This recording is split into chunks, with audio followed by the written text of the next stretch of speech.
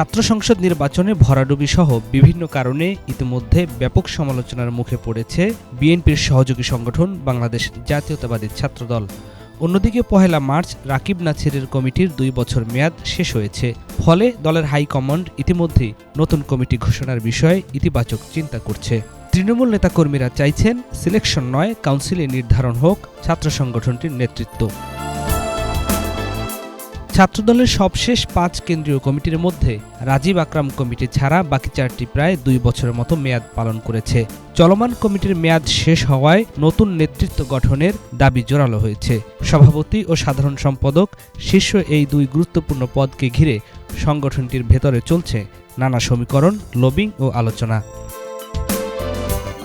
দলীয় সূত্রে জানা গেছে, সভাপতি ও সাধারণ সম্পাদক হিসেবে নতুন কমিটিতে আলোচনায় আছেন প্রায় ডজন খানেক নেতা। জানা গেছে, আসন্ন কেন্দ্রীয় কমিটিতে ২০০৮-৯ থেকে শুরু করে ২০১১-১২ সেশনের শিক্ষার্থীদের নেতৃত্বে আসার সম্ভাবনা সবচেয়ে বেশি। নেতাকর্মীদের প্রত্যাশা, নেতৃত্ব বাছাইয়ে ত্যাগী, পরীক্ষিত, বিশ্বস্ত, সাংগঠনিক দক্ষতার পাশাপাশি ছাত্র সমাজের কাছে গ্রহণযোগ্য নেতাদের যেন অগ্রাধিকার দেওয়া হয়। পদের জন্য না, দেশ ও দলের জন্য কাজ করে গেছেন এমন অনেক নেতাই আছেন, যার মধ্যে অবশ্যই আমি বলবো মোহাম্মদ খোরশেদ আলম সোহেল ভাই, আমানুল্লাহ আমান ভাই, জিসান ভাই, রাজিবুল ইসলাম তালুকদার বিন্দু ভাই। ওনাকে মেরে ড্রেনে ফেলে দেওয়া হয়েছিল। ওনার মাথায় ৩২টা শিলি দেওয়া হয়েছে এবং হাতের রক কেটে দেওয়া হয়েছিল। আমরা অবশ্যই চাই এই বেসরকারি বিশ্ববিদ্যালয় থেকে একজন নেতৃত্ব সুপার 5-এ আসুক। বিগত সময়ে আন্দোলন সংগ্রামে যাদের নেতৃত্বে আমরা আন্দোলন করেছি, স্বৈরাচারী হাসিনার বিরুদ্ধে লড়াই করেছি, তাদেরকেই আমরা নেতৃত্বে আসুক, সেটা আমরা চাই। সভাপতি, সাধারণ সম্পাদক পদে ২০০৮-৯ সেশনের বর্তমান কমিটির সহসভাপতি ও ঢাকা বিশ্ববিদ্যালয় শাখার সাবেক সভাপতি খোরশেদ আলম সোহেল আলোচনায় রয়েছে। ছাত্রদল করার কারণে ২০১০ সালে ছাত্রলীগের নির্যাতনের মুখে ক্যাম্পাস থেকে বিতাড়িত হন। ২০২১ সালে তার নেতৃত্বে ঢাবির নতুন কমিটি তৎকালীন ভিসি আখতারুজ্জামানের সাথে দেখা করতে গেলে ছাত্রলীগের হামলায় গুরুতর আহত হন। এছাড়া গ্রেপ্তার, রিমান্ডে পুলিশের অমানসিক নির্যাতন সইতে হয় তাকে। এছাড়াও একই সেশনের মঞ্জুরুল রিয়াদ, এজাজুল কবির রুয়েল এবং কাজী জিয়াউদ্দিন বাসিত আলোচনায়।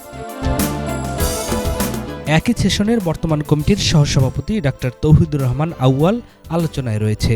বিগত আন্দোলন সংগ্রামে আহতদের চিকিৎসা সেবায় ব্যাপক অবদান রেখেছে। পাশাপাশি রাজপথের সকল কর্মসূচিতে সম্মুখ সারিতে ছিলেন তিনি। মেডিকেল ইউনিট থেকে সবচেয়ে বেশি আলোচনায় তিনি, বর্তমানে FCPS অধ্যয়নরত। ২০০৯-১০ সেশন থেকে নেতৃত্বের দৌড়ে এগিয়ে বর্তমান সাংগঠনিক সম্পাদক আমানুল্লাহ আমান। ছাত্র রাজনীতি করতে গিয়ে আমানের সবচেয়ে ভয়ঙ্কর অভিজ্ঞতা ২০২৩ সালের ৪ নভেম্বর। তাকে গুম করা হয়, অজ্ঞাত স্থানে নিয়ে হাত পা চোখ মুখ বেঁধে টানা অর্ধ সপ্তাহ পেটায় আইনশৃঙ্খলা রক্ষাকারী বাহিনী। একাধিকবার সেন্সলেস হওয়ার ঘটনাও ঘটে। এ সময় তার পায়ের ৮টি নখ তুলে ফেলে পতিত সরকারের পেটোয়া বাহিনী। আমাদের চেয়ারম্যান মহোদয় যেরকম বলছেন আই হ্যাভ এ প্ল্যান, এরকম যদি আমিও নেতৃত্ব পাই, আমি বিশ্বাস করি যে শিক্ষার্থীদের কল্যাণ এবং সংগঠনের গতিশীলতার স্বার্থে I have a specific plan. সেগুলি দেখা গেছে যে যদি আল্লাহ কবুল করে তাহলে সেটি ক্রমান্বয়ে ধাপে ধাপে সেটি বাস্তবায়নের চেষ্টা করব। যদি আমরা দুর্দিনের সহযোদ্ধাদেরকে ভুলে যাই তাহলে আবার দুর্দিনে আসা খুব স্বাভাবিক। সেই কারণে দুর্দিনে যারা আমাদের রাজপথে ছিল তাদের অভিজ্ঞতা, আজকের বাস্তবসম্মত এবং যুগোপযোগী নেতৃত্ব, যাদের শিক্ষার্থীদের মধ্যে গ্রহণযোগ্যতা রয়েছে, দেশব্যাপী পরিচিত রয়েছে, এগুলো সমন্বয়ে আগামীতে নেতৃত্ব আসবে বলে আমি মনে করি। এছাড়া আলোচনায় কেন্দ্রীয় ছাত্রদলের ১ নম্বর যুগ্ম সাধারণ সম্পাদক মমিনুল ইসলাম জিসান, ঢাবি শাখার সাবেক সাধারণ সম্পাদক আরিফুল ইসলাম, বর্তমান কমিটির যুগ্ম সাধারণ সম্পাদক পদমর্যাদায় কেন্দ্রীয় প্রচার সম্পাদক শরীফ প্রধান শুভ। তার রয়েছে আন্দোলন সংগ্রামে ভূমিকা রাখার দৃষ্টান্ত, রিমান্ড ও কারাগার সঙ্গী হয়েছে তার। এছাড়া ছাত্রলীগের গোলাম রব্বানীর নেতৃত্বে টর্চার সেলে নির্যাতনের শিকার হয়েছেন শুভ। সংগঠনের নতুন কমিটি গঠন একটি ধারাবাহিক প্রক্রিয়া। তারেক রহমান তিনি যদি মনে করেন যে সংগঠনে যদি নতুন নেতৃত্ব নিয়ে আসেন, তাহলে যারা রাজপথে ছিলেন, বিভিন্ন সময় ভূমিকা রেখেছেন, যারা ধারাবাহিক রাজনীতি করেছে, ক্লিন ইমেজের, যারা কোনো বিতর্কিত কোনো কর্মকাণ্ডে জড়িত থাকার কোনো অভিযোগ ওটিতে নেই, তাদের মধ্যে থেকেই যেন নেতৃত্ব বাছাই করে নিয়ে আসেন।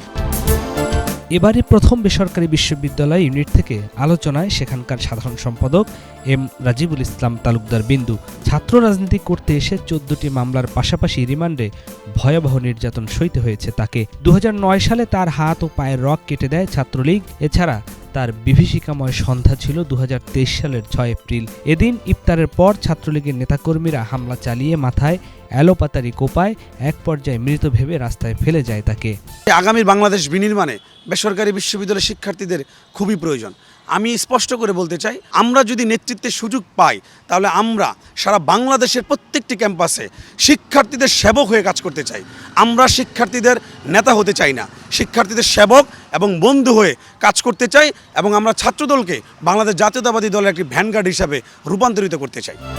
2009-10 সেশনে ঢাকা বিশ্ববিদ্যালয়ে ভর্তি হয়ে প্রকাশ্যে ছাত্রদল করার কারণে ব্যাপক নির্যাতনের শিকার হন বর্তমান কমিটির যুগ্ম সাধারণ সম্পাদক সালেম মোহাম্মদ আদনান। এক পর্যায়ে তাকে হল থেকে বের করে দেওয়া হয়। এরপর দলের সকল কর্মসূচিতে, বিশেষ করে হরতাল অবরোধে জীবনের ঝুঁকি নিয়ে কর্মসূচি বাস্তবায়ন করেন আদনান। এর বাইরে 2010-11 সেশনের নেতাদের মধ্যে আলোচনায় রয়েছেন ঢাবি শাখার 1 নম্বর সহসভাপতি আনিসুর রহমান খন্দকার অনিক, সিনিয়র সহসভাপতি মাসুম বিল্লাহ। 11-12 সেশনের মধ্যে আলোচনায় ঢাবি শাখা ছাত্রদলের নাহিদুজ্জামান শিপন, নাসির উদ্দিন শাওন, রাজু আহমেদ সহ বেশ কয়েকজন। নিয়াজ মখদুম, বাংলা ভিশন, ঢাকা।